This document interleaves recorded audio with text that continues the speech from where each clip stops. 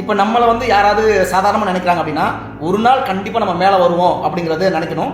ஏன்னா நம்மளுக்கு கஷ்டத்தை கொடுக்குறதே கடவுள் எதுக்காக அப்படின்னா நம்ம சக்ஸஸ் ஆனதுக்கப்புறம் ஒரு இது மாதிரிலாம் கஷ்டப்பட்டோன்னு சொல்கிறதுக்காக அந்த மேடையிலையோ இல்லை வந்து வீடியோலையோ சொல்கிறதுக்காக தான் நம்மளுக்கு கடவுள் அந்த கஷ்டத்தை கொடுப்பாரு இல்லையா, நம்மளை கஷ்டப்படுத்துறதுக்குன்னு இல்லை.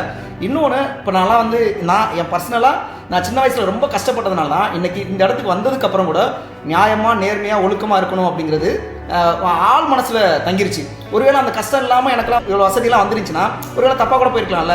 அதனால் நம்மளுக்கு கஷ்டம் கடவுள் கொடுக்குறாரு அப்படின்னா நிச்சயமாக ஃப்யூச்சரில் நல்லா இருக்கும்போது அதை நினச்சி பார்க்குறதுக்காக தான் அந்த கஷ்டத்தை கொடுப்பாரு வழியா, நம்மளை கஷ்டப்படுத்துறதுக்கு கடவுள் கொடுக்க மாட்டாங்க. இப்போ நம்ம யாரெல்லாம் பார்த்து பெரிய லெவலில் இவங்கெல்லாம் பயங்கரமாக சக்ஸஸ் ஆகிருக்காங்க, வெற்றி அடைஞ்சிருக்காங்கன்னு பார்க்குறோமோ அவங்க எல்லாருமே ஒரு நேரத்தில் வந்து ஒருத்தங்களால் ஒதுக்கப்பட்டவங்க இல்லை விமர்சனம் பண்ணப்பட்டவங்க தான். ஒரு நாள் அப்படிலாம் கஷ்டப்பட்டதுனால தான் இன்றைக்கி இவ்வளோ உயரத்தில் இருக்காங்க.